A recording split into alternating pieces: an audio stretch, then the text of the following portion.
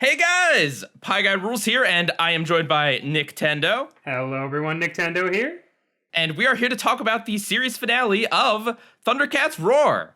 Man, it only lasted 20 episodes. It's really sad. No, we're actually talking about Steven Universe Future, the finale, and just Steven Universe Future in general, because I haven't really spoke about it at all. Neither have I. It's something, man. It really is. So where do you want to start, Nick? Let's talk about, I guess, general thoughts on Steven Universe Future. You can put that above our little icons right there. Okay. I don't know if you know this, Nick, but I was there when they announced Steven Universe Future. Wow, that's awesome. I was in the same space as you were, but only 3 days later, because I was also at New York Comic Con, but only on Sunday, where they have nothing to announce. But yeah, they announced Steven Universe Future, and they showed off the intro and everything, and people went nuts. It was pretty crazy. And of all the things that everyone was expecting Rebecca Sugar to announce, it was not, hey, there's a limited sequel series coming like in a few weeks on Cartoon Network. People were expecting season 6. People were expecting, I don't know, but limited miniseries, not super expected. Yeah, it was a weird way to introduce it, mostly because we didn't know to what extent it was going to be.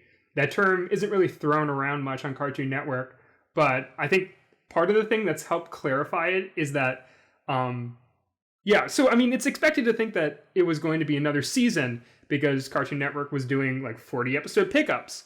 But recently, with Infinity Train and the last season of OKKO, they switched to 20. So for just like something that's meant to be a small start to finish story, wrap things up, I guess this was the best option, 20 episodes. And I guess pacing wise, I think it did everything it needed to. Yeah, so I mean, that's what's interesting. And I guess what separates Steven Universe Future from Steven Universe, aside from the, in-story changes, is the fact that it's not really about some like big overarching villain so much as it is a problem that Steven is having that kind of pops up in every episode. But for the most part, the episodes are kind of self-contained. And it feels like the show is structured in such a way to give like every character kind of like a send-off episode, or all the characters that are important. No Ronaldo send-off episode, unfortunately. In a lot of ways, Steven Universe Future feels like it's like they learned a lot from making Steven Universe, and then they just put forth all of the best ideas and the things that people responded to in Steven Universe Future, just like a nice condensed 20 episodes of awesomeness. Now, I have to say, not one episode was I like, wow, that was awful, or I feel like they handled this like terribly. Every episode I came away at least feeling like, wow, that was interesting. And most of them I thought were just phenomenal. Yeah, it's really interesting because it feels like they had a clear vision for what all the episodes they wanted to do, but they weren't necessarily, we're going to hit this beat and that beat with the story. Rebecca Sugar had a lot of the plot points of Steven Universe planned out way ahead of time, but in order to make it work as a series that could have been 160 episodes, could have been 50 episodes long, however many episodes Cartoon Network wanted. At points, she knew the reveals that were eventually going to happen, but to get there, they had to stretch it out in some places, and they had to, work with other creators, and other people added their ideas, and some of that probably didn't gel as well. When you're dealing with such a macro picture as a TV series that's going to span 5 seasons and many years with big twists and surprises and all these characters, like, you can't have a really, really, really tight focused vision. But Steven Universe Future, it feels like that had just a crazy tight focus on what story it wanted to tell. It hit it. It didn't bother wasting your time. It didn't bother going down avenues that would later just not be explored. It hit every point, really. I totally agree with that. There are points where I was rewatching the series, rewatched the whole thing start to finish in anticipation of this finale. And seasons 3 and 4, they have their moments. They have fantastic episodes every now and then. But for the most part, it feels like they planned out some of the main arcs. They planned out what story beats they were going to hit, and everything else was kind of up in the air. Some might call these episodes filler. Let's not get into that argument. Yeah, no.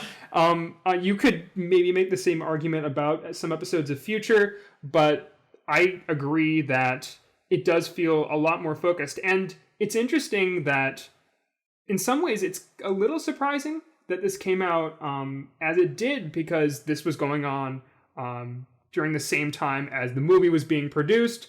So there was this production and that production, even though the movie was in like final stages. And there's a ton of new crew members that hadn't worked on the show before. And they're bringing their own ideas to the table. So, it's a challenge for this to be a completely authentic epilogue. But I feel that having a lot of fresh blood definitely made some of the stories feel very genuine. Like they're drawing from certain experiences. The Mr. Universe episode, I felt that the most. Where they go to Greg's house. Everything's laid out. There's probably someone went to their grandparents' house. They took photos of their yearbooks and just a lot of like stuff. Like even the whole the David Bowie parody that they use in that episode. That's a very, very huge part of the story.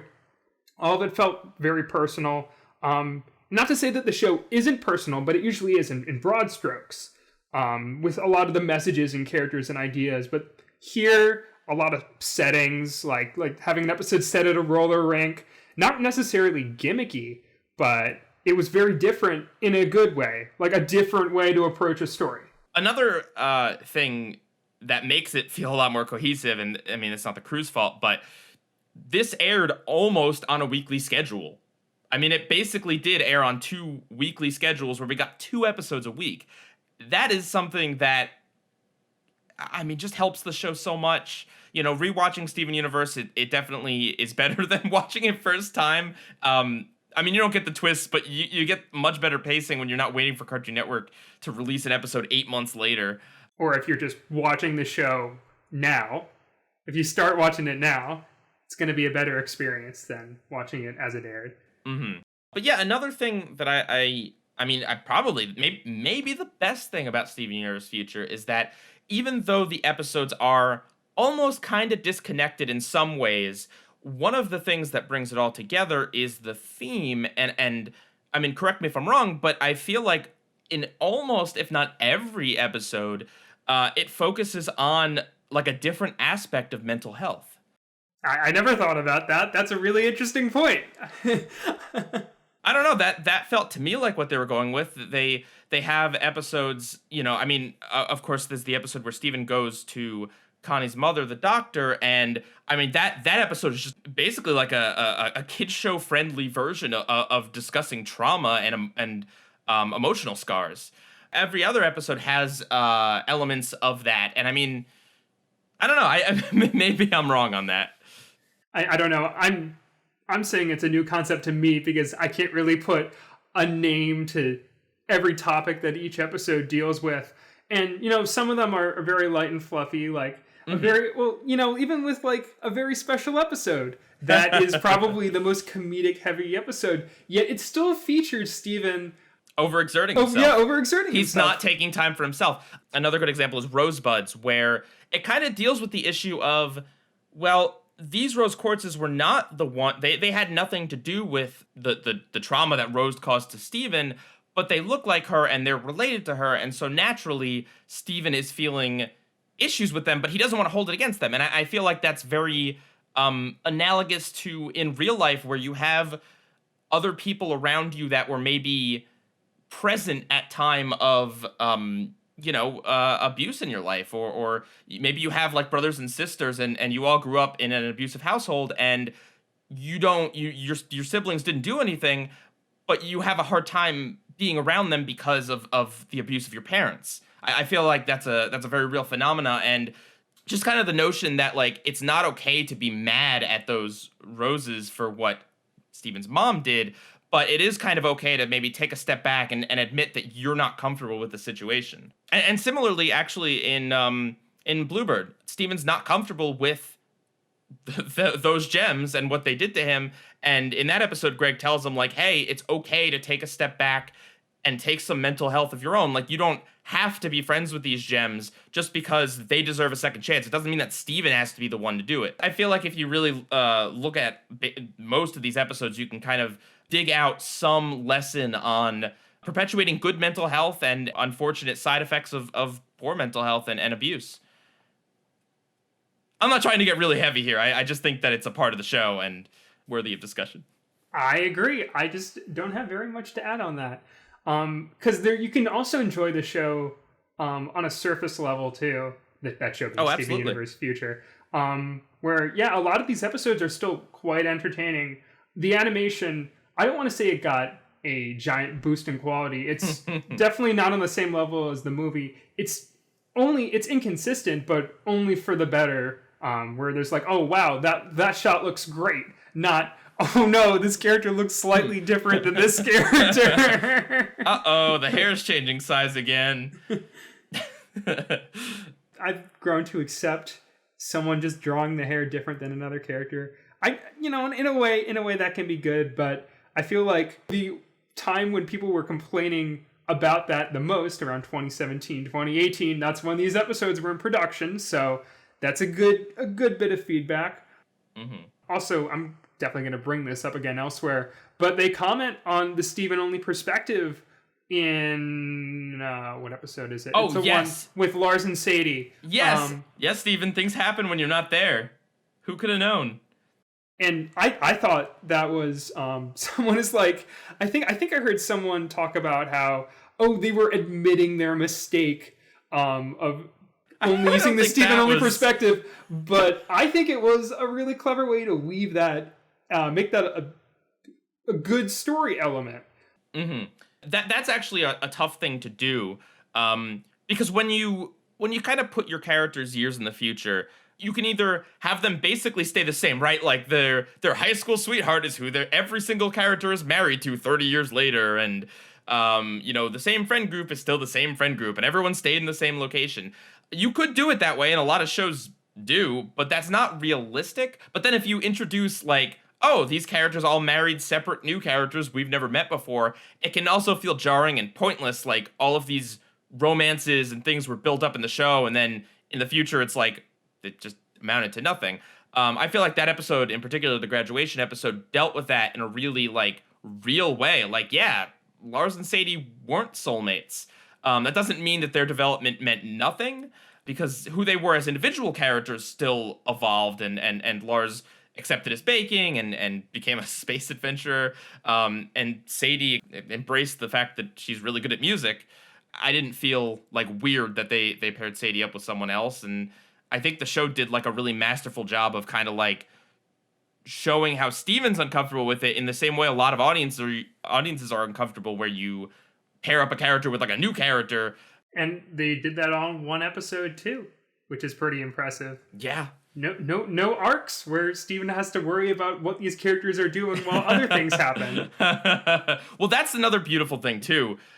In the original show, there's a lot of times where it's not necessarily that what's happening is like awful, but there are times when you just want like the main story to progress. You want to know like what's going on back on Homeworld. You want to know like when is Steven going to ask the important questions. But here, everyone else is living a pretty great life. Steven's the one with the problem, so you don't feel like you're missing anything, and you don't feel like, the show's focusing on X, but I want them to focus on Y. Yes. Shall we talk about the death this season? The big important death? Yep. Greg's hair. Yes! Yeah, man, Greg's hair. That was pretty crazy. Like, yeah, I know. I almost forgot about it. I repressed it that much, as Steven does, in the same episode where we see Greg again, where most of his hair's cut off. It's actually kind of funny how they treat that really dramatically, and like on the same level as some of their other quote unquote deaths. Right. But you know what else? You know what other topic we can talk about? What, Nick? How death isn't really a concept in the show anymore. How about any consequence ever isn't a concept in the show? Yeah. The final episode, before the big finale, Fragments revealing that Steven can heal any gem that's been shattered, which, we also technically see in Homeworld Bound. That also brings that up too. I don't think that retroactively make sure that there was no threat, especially because Steven needed the power of all the diamonds to bring any of the gems back to life. If you notice, it's his tears that bring Jasper back. He doesn't use his saliva. Right. And same with Lars, too. Yeah. So, you could argue that it's like only if he feels like an emotional weight over what happened. But then he's also able to kiss plants back to life, too. So, there's just like no consequence to anything ever. He loves planet Earth. I mean, that's the thing. It's a kid's show. So, of course, no one was gonna die. People died in Adventure Time, which is the same age rating. Yeah, but Adventure Time also had, like, weird objects as people, and I feel like you can kill off, like... Who died in Adventure Time? Shoot, there were probably someone. Well, Root Beer Guy died, but he came back, so I don't know if that counts. That was probably the one I was leading towards. Or how about Rattleballs? He died. He did die. Wubba dubba dubba dubba. Okay, so Steven Universe Future. On the one hand, some of the stuff that kind of irked me about the original show, it's still there because it's a part of the fabric of the show, right? Like, you get done watching the original show and the movie, and you're like, who else did Rose Quartz hurt? Who else? And then, like, within 3 episodes, you get volleyball and you get the rosebuds. And then the show backs off, thankfully, at that point. Mm-hmm. There's like, right. It's like towards the very end, it's like this tease that like Steven's turning into Rose because like his hair gets all poofy and pink. And it's like, oh no, are we going to go here again? I will say they lean into some of that and Everything's Fine, where some of his dialogue, his very broad dialogue about Earth and culture, it's like, oh, that's Rose. Yep. I think Volleyball and Rosebuds are both great episodes. And I think those are interesting stories surrounding Rose's damage to other characters, but that's a lot of damage.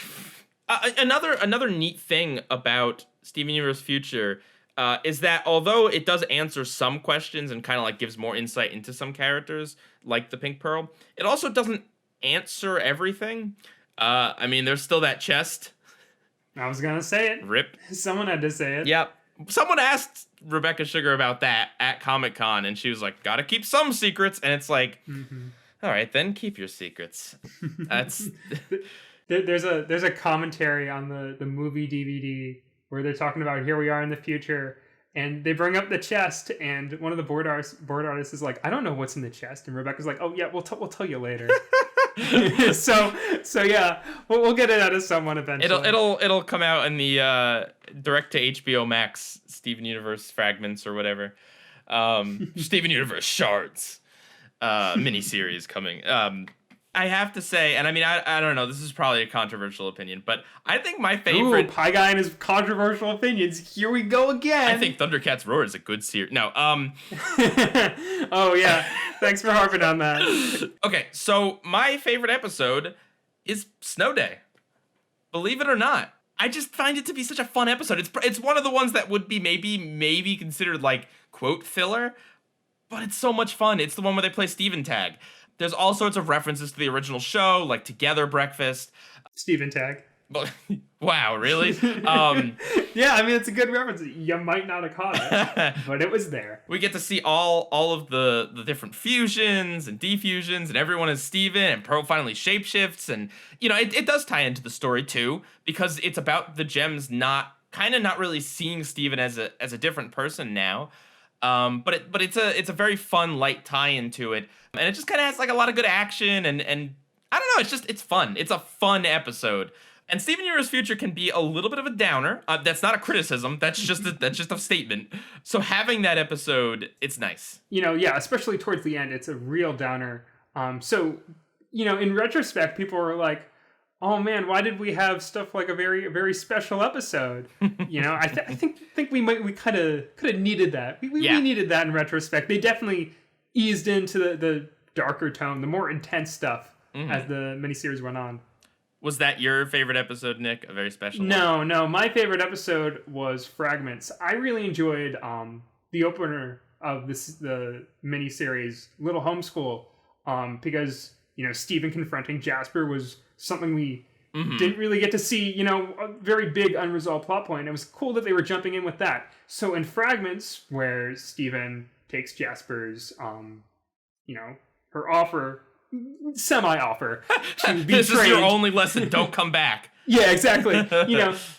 He takes it as an offer. When Steven takes that and follows up on it, and we get the great training montage, all the action, the ending.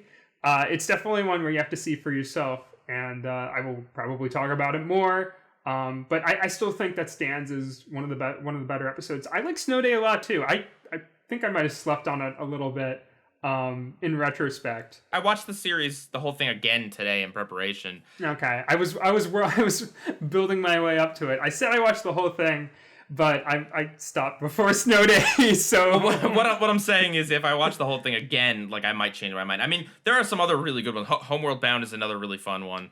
Don't spoil your opinions. We're about to talk about that one. All right. There are some that you could skip and still understand the picture at large, but I do feel like episodes I even like A Very Special Episode, it still kind of paints into this picture of what Steven's life is now and what's leading him to this mental break.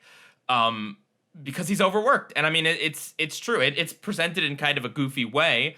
And honestly, in a lot of ways, Steven Universe Future, a lot of the episodes are kind of like a darker version of the first season of the show, in the sense that, the first season has those episodes like Cat Fingers that starts off with Steven getting a goofy new power and then end with like him turning into an eldritch cat monster. So too do we have episodes like In Dreams, where it kind of starts off as this goofy thing of Peridot and Steven watching like a reboot of Camp Pining Hearts, and then ends with this like weird, surreal TV static Steven saying he can't be friends with Peridot unless they're like fighting something. Like, you know what I mean? Like, it starts off at a light point and then ends at a pretty dark one. Right. I think that's interesting because when you look back at it, episodes like Cat Fingers and Frybo are completely distant from everything else in that era. But, because it's very off-putting when you start the show, especially with pretty much everything is not quite as you come to expect it later on, especially watching it in retrospect. And but those episodes fit in with the not exactly the style, but especially not the same style of storytelling, but tonally they fit in. And I think that's kind of a testament to how even at the beginning they kind of wanted the show to be bigger than it was, even from the start. They, just kind of a little a reminder that they had big plans for the series, and the fact that this is technically the 6th season, or I don't know how you want to call it with all the production and things moving around. Say Uncle's technically the season 2 premiere, the way they've ordered the episodes currently. So, but the show lasted 180 something episodes, and it's pretty good for most part. Yeah. All right, so now we kind of wanted to talk a little bit about the finale, the last 4 episodes, Homeworld Bound, Everything's Fine, I Am My Monster, and the future, because that's kind of like, well, at least not the future, but the other 3 episodes are kind of like where the story converges. It's like everything else is kind of like its own little story with elements of Steven's powers growing out of control. But by the time we get to Homeworld Bound, things have really hit a wall, or a pillar, as it were. Wow. So I guess we'll just go in order here, starting with Homeworld Bound. God, what a great episode, and another one that starts off on it starts a little dramatically, but then it kind of gets a little goofier, because it starts off with Steven leaving and telling Garnet, Amethyst, and Pearl, like, don't follow me, please just leave me alone. But then once we get to Homeworld, it's like we get some goofy Spinel action, we get references to the abominable blue hedgehog, and then we get gags with Yellow, like making Spinel have huge arms, and like, oh, Steven, you want to be smaller? Here you go. Yeah, the Zorkon joke, right? is a very distant callback. Yep. Jokes, and then like a song, Blue. Apparently Blue's new power is happy drugs. in Yeah. cloud form? Hey, it's up to your interpretation. Is there some sort of drug in cloud form that makes people It's happy? it's a gem power. We get like a nice little light song, and then Steven's a little angsty, and then like the climax of the episode is Steven bashing his brains in the wall. Right. For everyone who still thought, it's kind of weird that Steven is cool with the diamonds. He is not that cool with the diamonds. There is some repressed trauma there. Yeah. Oh, and don't you worry. Hey, if you thought the diamonds were like space Nazis or something, don't worry, because they can put the gems that they killed back alive. How do you feel about the fact that Yellow Diamond is like literally putting together all the gems that she sharded? Like I'm not gonna say sharded because that.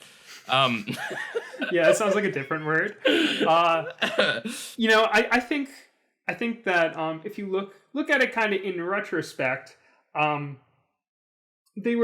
Diamond Redemption is interesting because it's definitely clearly happened. The diamonds are different, definitely. Yes. Good people, better people, however you look at it. Right. But most of this development happened off screen. You see between the end of Change Your Mind and the movie, and now I don't know how much time passes between the movie and future, but there's definitely been a lot of new developments in Homeworld. They're not using the throne room from the beginning of that. That's something. Considering that that's a use of the Steven only perspective.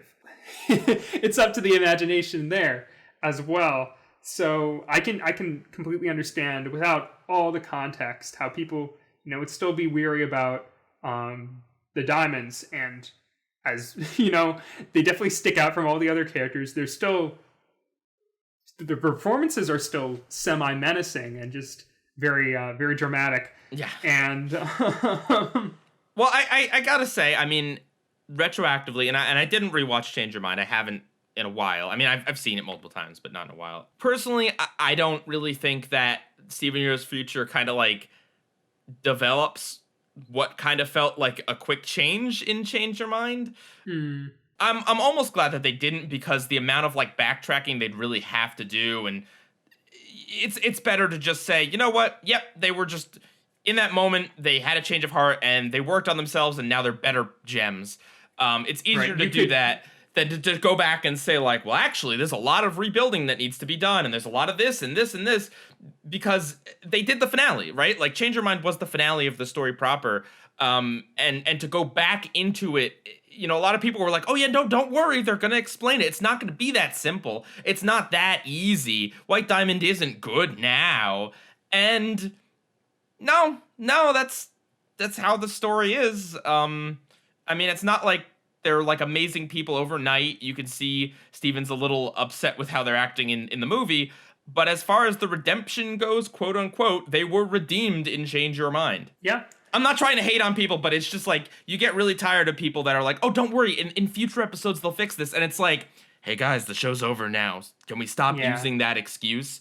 Right. No, I was waiting until this episode to kind of firmly make a statement, because you know what? I'll totally defend all the people who thought that they were still going to do something with it, because the fact that the diamonds were such a huge part of the previous season 5, and they had almost no part in the movie or future. Not right. Not directly in the plot, indirectly, completely. Yes. But that was definitely something where I could defend people just because we didn't have the full picture. Right. Having the full picture, they were redeemed. And that definitely complicates Change Your Mind. I for one still think that's a really good episode. The fact that they spend so much time talking to White Diamond, communicating White Diamond, and having part of that episode is about Steven accepting himself as well. But they definitely get their point across. Steven reaches out to Blue and Yellow. They establish that they're part of a family. That's really important. And you have to take the movie into consideration too. How Steven, they're kind of perceived as that weird extended family that Steven doesn't really feel that comfortable with. He doesn't call. He doesn't write. Yeah. I don't think the Diamonds are terrible characters. I just Change Your Mind feels rushed because it is rushed, and it's good in a lot of aspects, but in others, I'm just always gonna feel like it was rushed. And Yeah, talk about those fusions. yeah, well, there's reasons behind the scenes of that, but anyway, but yeah, I mean, Homeward Bound. I don't know. It's great. It dips into like each of these characters, and Spinell is great. It's so great to see her again. Mm-hmm. I Doesn't mean, have that animation bump, but they worked with what they had. yeah, there's also like some good, like Steven's like, Spinell, you've had some destructive thoughts, and she's like, oh, I did. And then she starts singing Steven's song at the end of the movie about making a change, but it's totally played as just like a joke. Like the music doesn't even kick in. Music doesn't change 1 ounce from the tense music. And then I don't know if this was meant to be funny or not, but when Steven runs out and he loses his Cinderella slipper flip-flop, the diamonds are like, wait, Steven, and this really overly dramatic music plays, and he's like, don't follow me, and they're like, Steven, no! It came off as like a tad too sappy, even for this show. Like just a sudden shift in music to like melodramatic. I'm also a fan of how blue and yellow are just standing there in the corner while Steven runs by them like in completely static poses. Yep. I'll admit, when it came to the diamonds, there were a few unintentionally funny moments. There's one in we'll get to it when we get to it. But yeah, no, Homeward Bound, I really enjoyed. I thought it was nice, and I mean, it was a necessary episode too, because it's like, well, you have these really powerful beings out there. Like, why can't they just solve Steven's problem? And the truth is they can't. And they've tried and they can't. Well, not yet anyway. Yeah, it was a necessary beat to hit, even though it's conceptually similar to Mr. Universe and Fragments. Steven goes to a gem, right, or his dad or whatever. They show him, they get intimate, have a moment. Steven's powers go awry. He rushes off. You know, it's similar to those, but it was definitely a necessary beat to hit, especially because, again, we spent so long building up these characters, spending time with these characters, and needed to happen. Also, you know, I didn't know about taking White Diamond seriously, like on a rewatch after watching her in the movie, but especially after watching Spinell possess her. I don't know, man. That image of her, Spinell, White Diamond dancing is just going to be in my head anytime they mention White Diamond in the original series. From now on, just, I'm sure that GIF will be everywhere. Oh, it will be. Well, and that's the thing. I really, I like their, like, the inversion of their powers. I mean, I don't know how I feel about Yellow Diamond being able to fix the gems, because on the one hand, it's like, you know what? Good. Because then that can shut all those people up that compare the diamonds to not... Well, I mean, it won't shut anyone up, but... No, it's the internet. No, but hypothetically, you know, since she can fix what she has done, it is significantly less harsh than actual murder. But on the other hand, it's... I'm sorry. Excuse me? Casual murder mentioned in PIEGUYRULZ video, alright. What? Excuse me, shattering. But on the other hand, it's just like, it does kind of like cheapen a lot of It's like, well, they can just put it back. Really? Like, that's it? Like, I mean, what's the difference between cracking and shattering at this point? Like I said, you can cheat death in Steven Universe as long as you're a gem, as long as the diamonds are around. As long as you know the main characters. So the Sonic references in Homeworld Bound, what did you feel about them? Well, when I was rewatching, as if it wasn't already like a minor reference, when like Jasper's spin dashing and other characters do, it like makes a Sonic spin dash sound. There's also the posing, the figure eight legs. She does the finger wag. She does the figure eight run. Yeah, it's good stuff.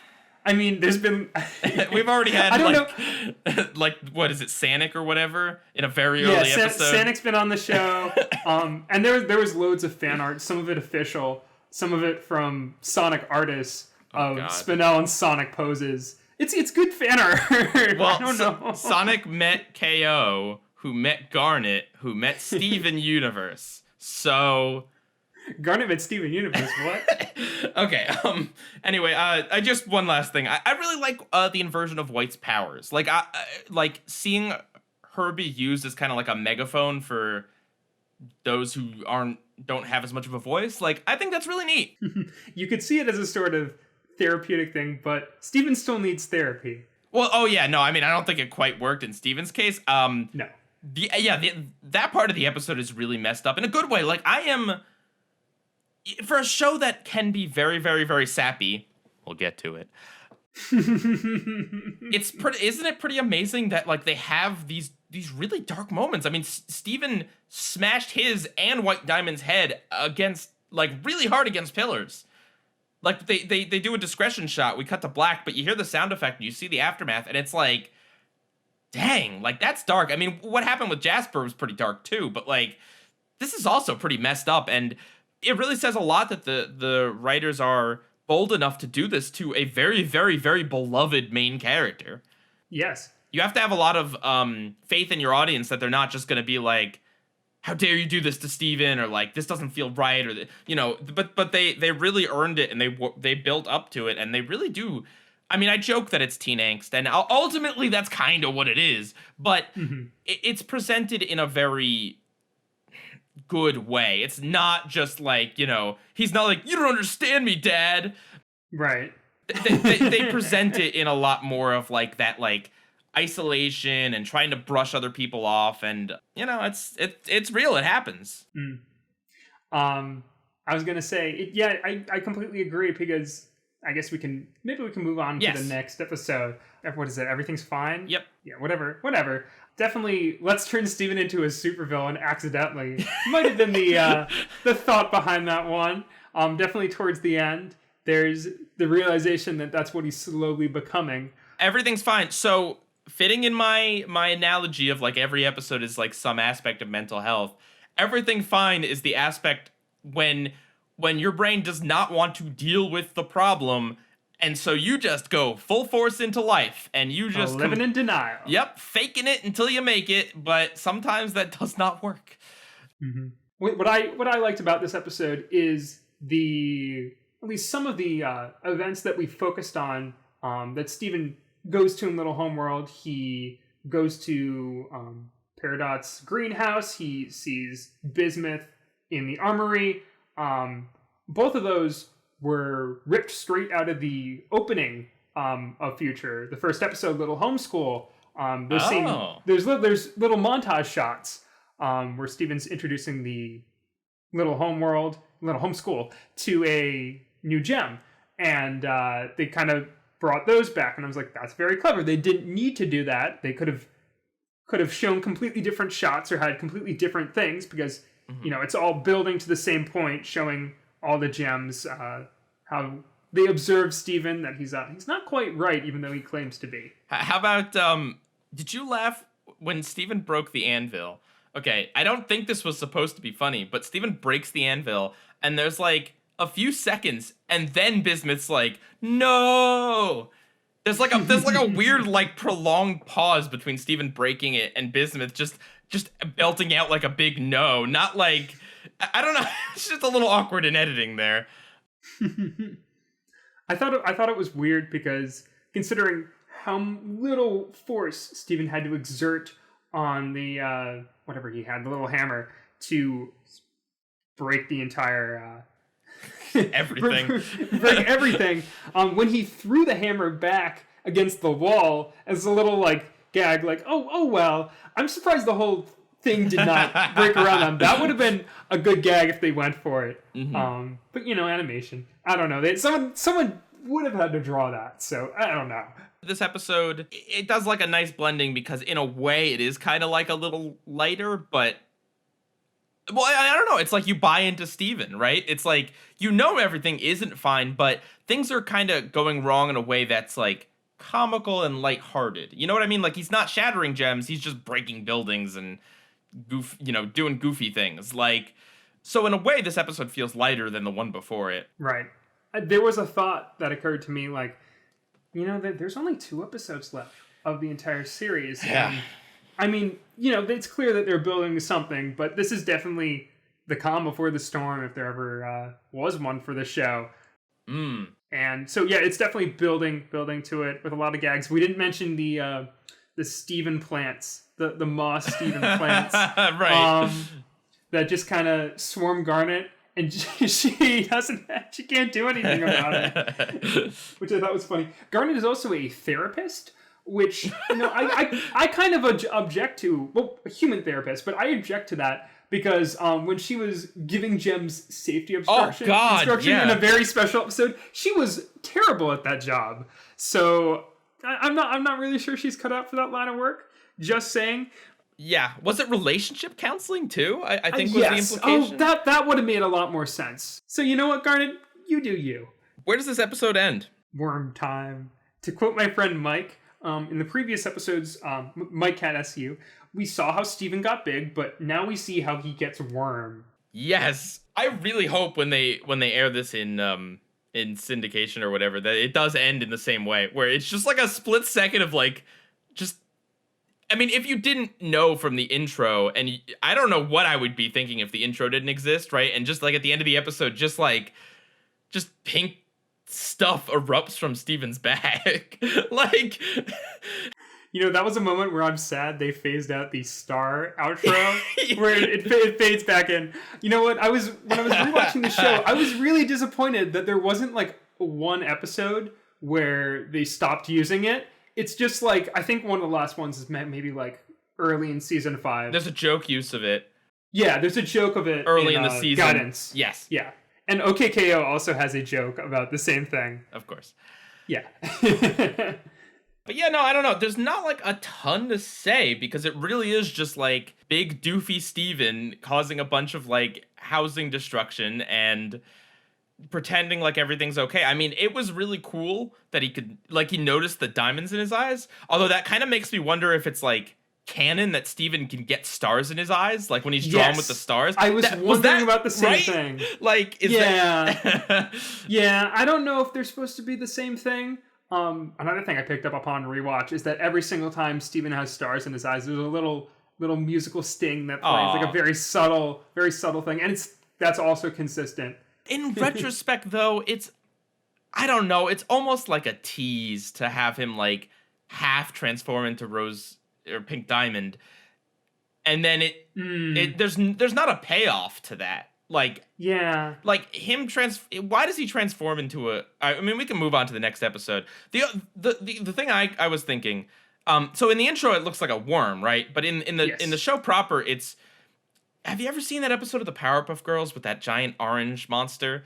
That's like, you mean really the detailed. pufferfish? No. Oh, you're thinking of 3 Girls and a Monster. Yes. Yeah. That's all I could think of. That's like Steven's a pinker version. I mean, it's a kaiju. Right, it is a kaiju. Absolutely. So yeah, I guess we can move on to I Am My Monster. Yeah, and they said they phased out the monster battles in this show, and they're back. Oh boy. So it's weird because yeah, Steven's not quite corrupted. He just, well, okay, so I suppose the setup to this long ago is Too Many Birthdays, right? Where Steven's age changes depending on what he's feeling. And so this is essentially he's feeling like a monster, so he is a monster. Mm-hmm. Right? That's the way I took it, that was kind of like an extension of his age powers. And I mean, we also see him transform a little bit in Fragments. Like he turns a little bit into a slightly different Steven, not just the being bigger. Right. But it still is a little out of nowhere that he's just a giant monster. Mm-hmm. I agree. There wasn't a previous episode where Steven's like, man, I feel like trash. And then he turned into a trash can. But yeah, I agree. It is kind of out of nowhere. It makes for a good climax. I will give them that. And you can't say it wasn't foreshadowed completely, because we know in the intro to every episode in future, we had that one shot. And can I just say that the villain shot is like my favorite part of that intro, where it goes, like the star flips over to them and you have the cord. It's fantastic. Every cartoon needs a a rogues gallery shot. Gallery, yeah, it's so good. So yeah, they foreshadowed it, but I'd say within the show itself, not the intro, they did not really build up to it. That being said, it's cool. Yeah. It's surreal to not have Steven be a part of the scene. Mm-hmm. Now, I mean, okay, so there are a myriad of episodes. Well, I guess not a myriad, but there's a handful of episodes that are told in like flashback form that Steven is not present for events. And like ones like Jungle Moon, where technically Stevani is the only one who appears in the episode, who is not Steven. it's surreal to just kind of see all of these characters like talking about what to do, and Steven isn't there. I mean, it's not quite a shift away from his perspective. I felt that. Like, I felt the impact. I mean, that's what they're going for in the episode. You feel the impact that Steven is not there to take care of things. Mm-hmm. I will say, I feel like they didn't completely have a good grasp on the tone, because there's a lot of comedy. I don't know if it was completely intentional or not, but the moment with Connie calling out White Diamond after she admits everything was her fault, I thought that was really funny. I do not think it was supposed to be funny. No. It was the climax. It was supposed to be a big shift. But the whole thing takes place on the shore where the two of the other big climaxes of the show have happened. Can I say something? Go ahead. Can I just say it? Yeah. This was my least favorite episode. Of Steven Universe Future, excuse me, not of the whole. Yeah, that might be fair. Yeah. I stand by what I said. I still think that it was like I didn't go away from it like, oh, this is awful, but I walked away from it like I didn't feel satisfied. And I mean, we can kind of get into why, but it's not just like the resolution. It's the whole thing felt. Well, okay, so there's already this weird aspect, right, where Steven Universe has had like 3 series finales up to this point. Change Your Mind, the movie, and now this. Yeah, the movie. I don't know. It's partially set up, but it's not like, man, what's gonna happen to Steven? Yeah, well, I mean, yeah, the ending is like Steven singing about how everything's gonna be okay in the future. You know what I mean? Like that could have been the finale. Change Your Mind could have been the finale, and now we have this. I mean, yes, there's one more episode, but that episode, I mean, we'll get to it, but it's an epilogue of an epilogue. So this is like the finale. I'm left feeling the same way I felt after they defeated the Cluster. You know, it's like they built up this really like compelling, interesting struggle of Steven and his powers and not feeling like he has a use anymore and ignoring all of the mental anguish he's been put through in his childhood. They built this up so well over so many episodes in Steven Universe Future, like 18 at this point. And it's a hug. I was expecting like a musical number or something. I know that would have been cheesy, but something big, something grand. Why did Garnet have to be big? What was the point of that? Was it to hold it down? Because the Cluster was holding Steven down while they were having this whole 2-minute conversation off screen. They do the saying something special to Steven, but I think that you're right. Not having Steven in the episode and just, that kind of brought away the emotional core just a little bit. Yeah, well, I mean, it also is like... Okay, so there is something beautiful and symbolic of saying, look, no matter what problem you're having, the people that care about you and will help you and will give you a nice little hug and it'll all be okay. But that's not super satisfying from a story perspective. Mm-hmm. In the last episode, they mentioned Steven's going to therapy, and that's great. I'm glad they included that line. Yeah, it's been 3 to 4 months. That too. So they give it some time. But yeah, just from a story perspective and from a little bit of a realism perspective, I would have just kind of expected maybe a little more talking. God, it's weird that I'm arguing for more talking in a show that like... Oh, God. We're like the last season. They resolved all their conflicts just by standing around and talking. Well, yeah. I mean, but the fight wasn't really impressive either, in my opinion. I mean, Fragments had a much better fight. Yeah. Alexandrite went poof. Like Bismuth and Peridot did hot nothing. Mm-hmm. Can we also mention that I think I see what they were going for with the tone, with like the atmosphere and weather. If you compare this to both Reunited and the Return, those take place at night. Mm-hmm. They have that like a dramatic shift in color palette, or we see the characters are all tired. They have to go through this long battle. There's a great sense of atmosphere here. Here they do this thing where the sun comes out from behind the clouds, like at the end of Everything's Fine, everything's dark. Mm-hmm. You get the big final shot. But here, the sun begins to come out fairly early on when Connie comes out. So by the time the gems are coming to comfort Steven, it's all bright and sunny, and I'm like, This is it, though. You can't. You gotta be setting the mood a little bit more. Can I also ask like a dumb question? Go right ahead. That's what I'm here for. All these other characters absolutely did try to comfort Steven multiple times throughout this season, and he wasn't having any of it. But they needed to all do it together, I guess. The issue was that they needed to force their hug on Steven. The cluster wasn't there. The cluster did not try to hug Steven. Where was that episode? The cluster is the key to all of this. Why was my first thought? Because the cluster is basically just being represented as a giant hand at this point. My first thought was, have you seen the commercial for the Kirby game? Like Canvas Curve, where it's just a Kirby like costume, yes, and a finger, and he's walking around with a finger. That would have been the cluster episode. Yeah, I'm sure I'm gonna get some backlash for having this opinion, but like it was cute, it's okay. But I don't know. I really enjoyed what they were building up, and then. God, I feel like I feel like I've said these things about Steven Universe so many times that they're just so good at building things up, and then they just sometimes it feels like they waste it, Mm-hmm. like this didn't feel as big as Change Your Mind or even Reunited. or I'd say. or even how about like The Return? Like it didn't feel as big as those episodes, and that was only a season finale. That wasn't so that wasn't the penultimate episode. How about Bismuth? Like the half-hour episode Bismuth, that episode felt super dramatic and super like cinematic.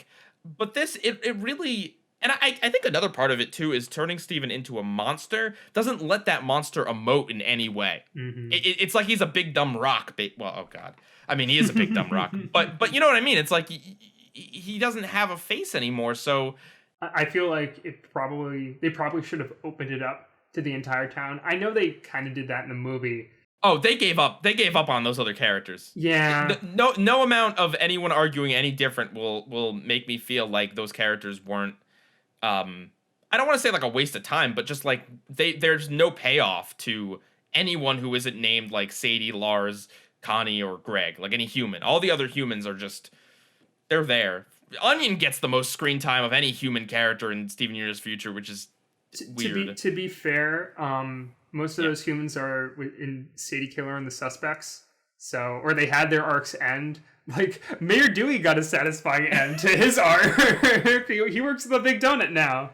You're going to call that Nurk? The 2 episodes, Dewey wins and letters to Lars. He played a big part in that episode. You know. No, I think they were smart in just kind of sidestepping most of the humans. It's not like they didn't like dump on them, and they're there, but they didn't have like a big episode where like Steven and Kiki hang out again because it's like, yeah, we're good. Yeah, Steven still has there's still a strong human connection with Steven in Connie and Greg. Like that part of the story is fulfilled by having them play a crucial role in the final battle. Battle. Yeah, battle. No, there should have been a fight. I feel like this one definitely needed higher stakes, probably a bigger scope somehow, more Steven. It's somehow. Well, I guess that ultimately they had built Steven up so much and they had him do like all these dark things that it feels like they're brushing it off in the end. And it's like that just doesn't feel right for what came before it. But I'll stop harping on that point. No, I agree. I guess to put one more thought out there to make this a little more constructive, I agree with your idea of having Steven in his mindscape. That was a cool idea. So having him kind of go through that, I think that would have been interesting. I feel like if we had half the episode was the monster outside, half the episode was Steven fighting in inner demons. Basically inner demons. His inner demons. How about have Steven fight his mom? Like like what? No, that's a good idea. Just maybe not worded in the best way. I want to see Steven punch his mom in the face. Yeah. No, I mean, a lot of fans would like that. I'm gonna bring up a good comparison. Okay. I don't know if you'll what. Oh no. Yeah, OKKO? you're ready. Yeah, you're ready. Yeah, it's gonna be OKKO. So No, the final season of OKKO was very similar to this. Mostly because it was wrapping up loose ends because it was only 20 episodes. They got canceled early, but they made the most of that time. It definitely wasn't as coherent, but that show had a very even a much bigger theme running throughout. of dealing with your inner demons, a representation of teenage angst, and I'm pretty sure KO is age 8 through 12 though, so I don't know. You know what? When you're 6 to 11 years old, you can have your issues too. But definitely not shown as dramatically, but the similarities between those two stories are there. And OKKO had Let's Fight to the End, which was both physical and emotional. Basically, my pitch for how they handled this episode was the same way they handled that episode. Okay, so. But in both, there was some stuff they probably could have done more with in both cases. Like, I'm not completely satisfied with that second to last episode of OKKO, but I am very glad with both of these shows that was not the last episode. They did an epilogue. And we're going to talk about the epilogue to the epilogue of Steven Universe. Steven Universe Future, called The Future. The epilogue to the epilogue. I mean, this was nice. Yeah, it was like, I was thinking about how I didn't come away with a big punch to the gut. It's like, oh man, there we go. It's all done. Yeah. Steven Universe is gone, baby. It was like, oh, that was a nice way to end it. And I think that's partially the result of that this was I don't want to say it was a smaller scale project. No, it is. It is. Yeah, I mean, story just didn't have that much time to sink in. Yeah. Well, so, yeah, The Future, it is absolutely not trying to be like this all-encompassing series finale. It's not trying to be this, like, one last epic tale of Steven Universe. It is very much trying to be, here's a low-key story of Steven moving on. And honestly, I use the word story loosely because it almost doesn't qualify, because it is literally, the stakes are Steven doesn't understand why the gems aren't like more emotional about this. That's the story. Yeah. It's cool. It's cool that a show like Steven Universe could just have this really just, it has like that little bit of nostalgia with Cookie Cat, but it doesn't beat you over the head with like 1,000,006 references to the show. I was expecting 1,000,006 references because there was 2 back to back early on in the episode. And I was thinking, oh man, when's Uncle Grandpa going to show up? He's the one character they haven't returned to yet. But honestly, that would have been, you know what? If someone had a really good pitch for a Steven Universe Future episode with Uncle Grandpa, I would have listened to it. I would have been. Here's my pitch, Nick. I think the last episode should have just been an episode of Uncle Grandpa. Not even a new one, just a rerun. Just oh god. No, it's funny how one show lasted way longer and had much more of an impact than Uncle Grandpa. Not just on Uncle Grandpa though. I didn't watch it. Uncle Grandpa meant a lot to the uncle and grandpa communities. All right. Yeah. That. No. Oh, that's an interesting community there. No, I meant uncle community and the grandpa community, not the same. Oh, they're separate. Thank you for clarifying. You're welcome. The Future. Here we are. There's no song. There is. Oh, well, there is. There is a song, but it's not. The characters don't do a lot of singing. In Steven Universe Future. Mm-hmm. Yeah, I'm actually very surprised about how all the songs were mostly assigned besides Steven's in the episode with Connie. A lot of them were just, let's give the side character a song. Let's give this fusion a song. Let's give, I want to do one more Lapis song. It was good that we got another Lapis song. Yeah, it was good, because Distant Shore was a tease. And Peridot never sang again. I guess she sang a little in the movie. Okay, that's fair. It's weird that I just don't have a strong reaction to this episode. Like, I thought it was sweet. I don't have any criticisms. I'm not like, oh, well, I wish it had this, this, and this. It's more just, I mean, part of it might just be shock. Like, there's a little disbelief that this show is over. Yes. In part because of the way that they were like, oh yeah, there's a movie coming, and then, oh yeah, there's a limited epilogue series coming. There is a small part of me that's like, we're gonna get something coming on HBO Max. I don't guarantee that that's happening. I don't even know, like, but there's like a part of me that's like, that's on the table. Like, there's a possibility. Right. Hey, you know what? The longest hiatus of the show was like 6 months, 7 months. So, we'll wait 7 months. It took Adventure Time like 11 before it got its from its finale to the announcement of its sequel series. So, we'll just have to wait and see. Steven Universe super future. I like Steven Universe 2. You know, Steven Universe, the original was so good, so I'm waiting on Steven Universe 2. When are we gonna get Greg DeMayo the series? Greg DeMayo passed. Yeah, and we both passed on making a Steven Universe Go joke. No, please. Yeah, I don't know. I mean, how did you feel about the future? I think it's pretty scary, for one thing. Do you think it's wrong, would you say? Here we are. I liked it a lot. Just because it was good having a low-key episode. It's a much better Loki episode than Escapism. Yes. Oh, I clarify. You know, where were the Watermelon Stevens? They needed to show up in a crucial moment. They were all having fun with Greg's hair. I want an epilogue to the limited mini series where it's just like the Watermelon Stevens like each taking turns like wearing the hair and dancing. You know, it was good seeing Steven with all these characters just one last time yeah. before their big send-off moment at the end. How do you feel about Steven's plans? So there was a lot of debate in the community about Steven is there was a lot of people on team Steven's going to be corrupted and team Steven is going to leave Beach City. Mostly there was evidence to support the latter was the credits, which we'll get to. But, you know, it turned out team Why Not Both was the winner.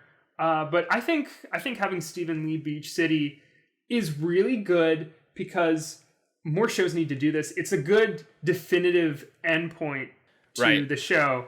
The show started with Steven getting a first taste of his gem powers and realizing what they led to.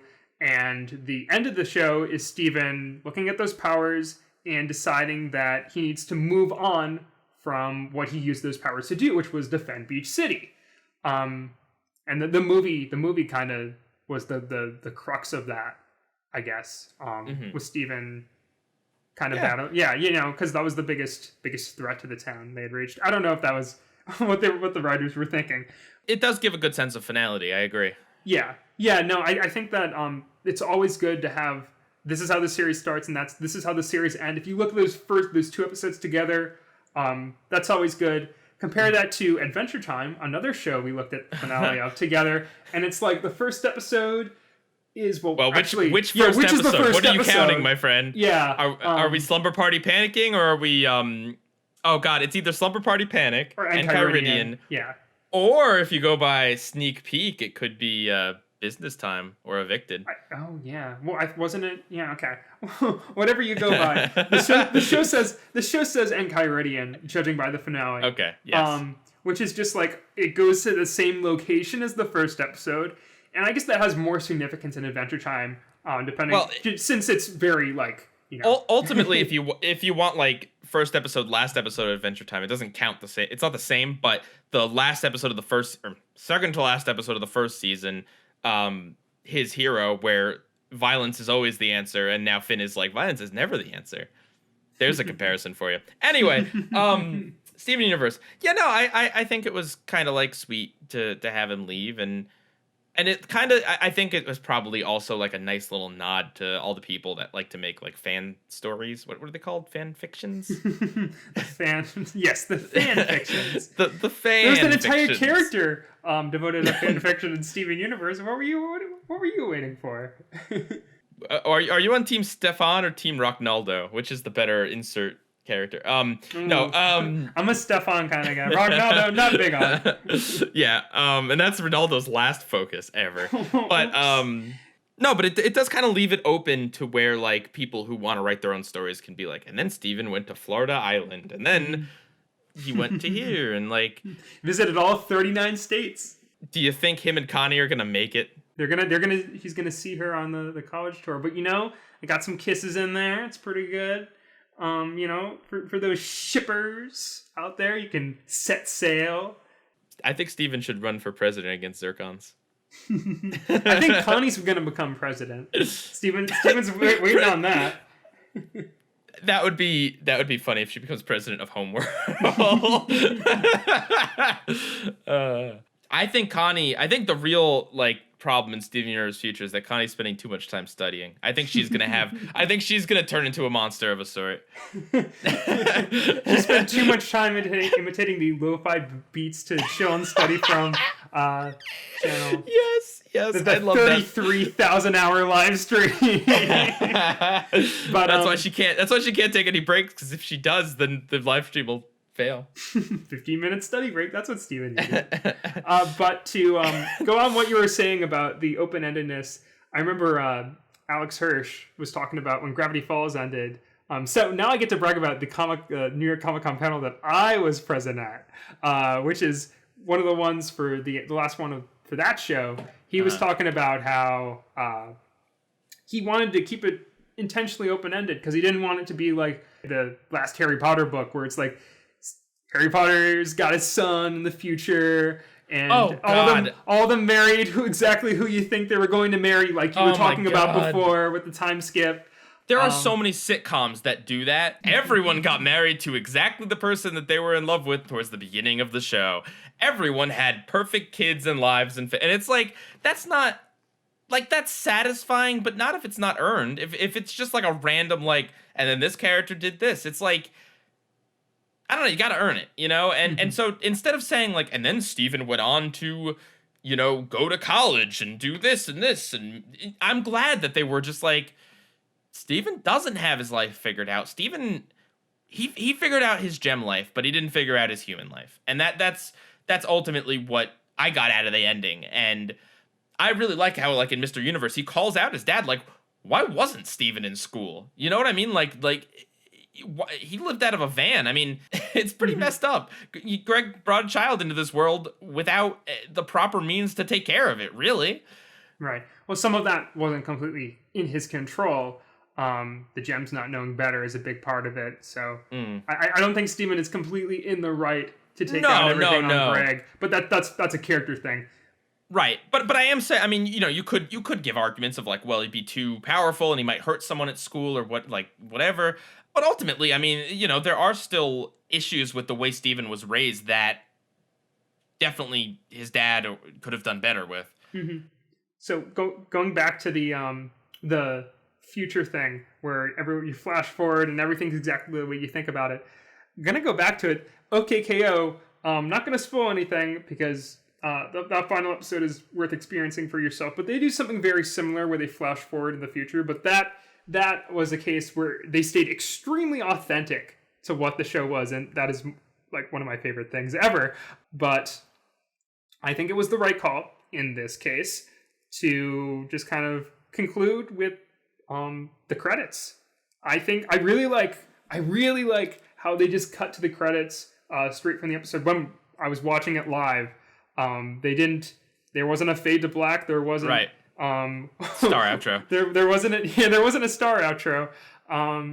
It was just fade up into space and cut to the credits, and the song continues throughout the credits. And I think that was a fantastic way to extend the song, which really hope they put on iTunes or whatever, or Spotify soon. I want a volume 2. There's enough material in the last season of the show that's not in the first volume. Yeah, they can do that. And include some of the background music. Oh, we need an official release for the background music. It's so good. I love the way they composed music for the show, but that's a different thing. But yeah, I guess ultimately a lot of Steven Universe Future is kind of tearing down or bringing an element of realism to Steven's adventures, right? Because it's like the real. Okay, so in a lot of other shows, Steven asking Connie to marry him would have gone one of two. Like, it would have been a dramatic breakup, or it would have been like, yes, Connie I'll marry won't talk you. to me anymore. Oh God, get away from me. Right, but it's neither of those things. Connie is just like, are you okay? Like, I'm not gonna, like, not right now. Like, you know what I mean? And I thought that was like a really good handling of that. Yeah. You know, talking about the trauma that Steven experienced and talking about how he wasn't in school and talking about, and so Steven just like leaving Beach City instead of like having the perfect ending life, is that element of realism of when you leave your town and you go off and try to find your way in this world, you don't know what's going to happen. And most likely you're not going to end up with the most perfect ending. But yeah, so I do like this episode. I a part of me is just like, I really need to see it like again. But I'm totally down for like a chill finale episode, and I think that was really cool that they went for it, because we've had the big ending, right? We've had it a few times now, so let's take a step back, bring the story to where it started with Steven and the gems. Yeah. No, I feel like the Cookie Cat reference was it was it was kind of earned in the way that the rest of the episode followed suit by being low-key. Like, as I mentioned, had kind of a very similar feeling to Keeping It Together, because it was just an intimate moment between Steven and one of the crystal gems. And especially coming off of the previous seasons of the show, where there was very little of Steven interacting with the gems until the story mandated it. It was good to end the show on that note. I'm satisfied. Like, as we said before, there's definitely some open questions, some room for more, however they decide to continue the show, if they decide to continue the show, which right, yeah, no one's saying that it will, but it's just like, with all information known, there are avenues to do that. Well, also it's 2020 and nothing can die. Right, well, yeah, of course. But I mean, also, just in defense, compared to some of the other stuff, like, because of Steven's perspective, it would feel like a completely new show if it was still set in the same universe but about a different character. You know what I mean? It would feel like a real justified reason if give Jasper a show. Like, I'd watch that. Yeah, you know what? I am kind of disappointed there wasn't a little more with Jasper. I'm glad she walked through a wall in the for final Steven. episode. Yeah, it was a bit of a gag. Yeah. I mean, she was such an interesting character. They ended her character. Fragments is a fantastic episode. I would have liked to see maybe a little more have with a conversation there. I think I just wanted her to have a happy ending. After all that she's been through, she's definitely the character who might have suffered the most throughout the entire show. Sure, her whole goal for well, she brought a lot of it on herself. Yeah, well, her whole goal was to avenge Pink Diamond and destroy Rose Quartz. And that's awkward. That didn't really end well. The whole scene in Change Your Mind is like her feeling embarrassed. Yeah. Do you think she ever crossed paths with Lapis? I think they stayed separate. I'm more surprised that that Lapis and Bismuth hit it off so well, considering their accidental history. She tried to murder everyone. Yeah, too bad they never followed. No. You ready to wrap things up? I'm ready to wrap things up. So that was Steven Universe Future, and you might have spotted an animation error here or there. So that means it was terrible. Thank you for watching. Gosh. No, so Steven Universe Future wasn't entirely satisfied with the way they resolved it, but everything else, I absolutely enjoyed what they did with Steven's character and building him up and having him deal with some very real things that have very analogous to the real world.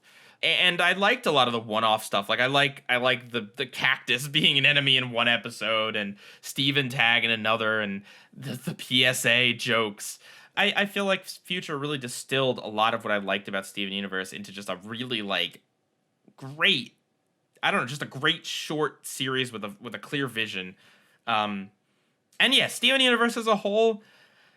Look, I've spent many a video talking about individual plot points that I just don't think were handled well. But when you get down to it, the whole show overall, I think resonates emotionally and thematically so well that it's not that it doesn't matter about the plot points, but it's just like, I don't know, it just does, it does emotion and it does heart and it does, I don't know, dealing with real issues in a very fun, metaphorical way. Just, it does those things so well that I can overlook those plot things and still absolutely adore the show.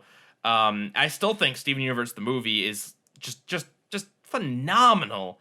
Really, really, really easy to watch through again and again. And yeah, I mean, I'll miss it, but there's plenty of Steven Universe out there. I just had something in my throat. I wasn't about to cry. Good to clarify. I wish trust me, if I could cry for the views, and I'd put that in the thumbnail, like, I got cries in this one. Hey guys, I got cries here. No, but just because I'm not crying doesn't mean that I wasn't touched by this show. a lot of the friendships that I made online were because of this show and had things to do with this show, and it just I'll miss talking about it. I'll miss the new stuff, but there's plenty of the old stuff to rewatch and re-enjoy, and maybe some funny things to laugh at in hindsight. So yeah, I'll just come out and say full disclosure that I am officially working on a Steven Universe review. Ooh. Pretty much like all the show that I haven't covered yet, which is about 3 years worth. I'm sorry, I'm pretty behind. Full disclosure, you say? Yeah, exactly. But I'll say, just talking about it in full, Steven Universe, despite despite the fact that I started making videos around the time it started getting big, it's not the reason why I came to YouTube. But it's kind of covered a lot of the videos that I make, a lot of the relationships that I made online, like you said. I'm surrounded by people in the so-called cartoon community who just go or adore this show, and that's rubbed off on my opinion, a lot. Not that I can't be critical about it. I think I still can. Hopefully I showed that I still can.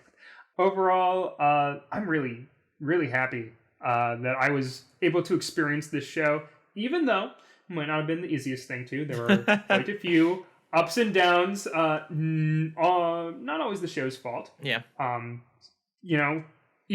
the way it was aired or how many episodes they were asked to produce. Or some audience reaction. Yeah. Overall, I think that they had a story they wanted to tell, and you can just look at the influence that it's had on people. Even though I feel like in some ways the most influential bits of Steven Universe lore, and the things that it's done for animation and television in general kind of overshadows what in general is just a pretty good show for most of the run. For the most part, you can pick any episode and just like, okay, that was a pretty good, well-made episode of television. In a bigger scope, it can mean something more. Right. The fact that it doesn't mean something more can kind of bring it down. The show also was very ambitious in its like 11-minute structure storylines. Oh yeah. Adventure Time kind of I don't want to say started, but like had a similar thing where it 11-minute chunks and then like they kind of grouped certain things together to form a story. But Steven Universe was a lot more concise versus Adventure Time's like, oh, maybe you'll get one episode about a storyline a season. I was ambitious that Steven Universe did it. I can't say that it always worked, personally. I feel like the 11-minute episodes sometimes left me just feeling like, wow, that was rushed and I didn't get a satisfying chunk of the show. But it was ambitious. Yeah. And honestly, for when it came down to telling the story that they wanted to tell, which I know I just said that phrase, but when it came down to that, I think it succeeded. I am just happy with how this show turned out. It's inspired me a lot with, how I critique animation, just considering writing animation, producing animation, that whole field. It's definitely changed the game with kind of what's acceptable for children's television, to put it very broadly. It very much brought a lot of things to the forefront and had the guts to go for it. Had the guts to go for a gay wedding. Had the guts to have a non-binary human character in Steven Universe Future. A lot of shows will kind of sort of like have these things and skirt around the network and stuff. But Steven Universe really just at a certain point said, no, we're doing this. And they did it. And it may have cost them a little bit, but ultimately, I think the message that Steven Universe put out is just very, very important to a lot of people. Yeah, and there's a lot of other different ways to interpret the show. A lot of different kind of shows that were within this show. Can't wait for a Crying Breakfast Friends spinoff.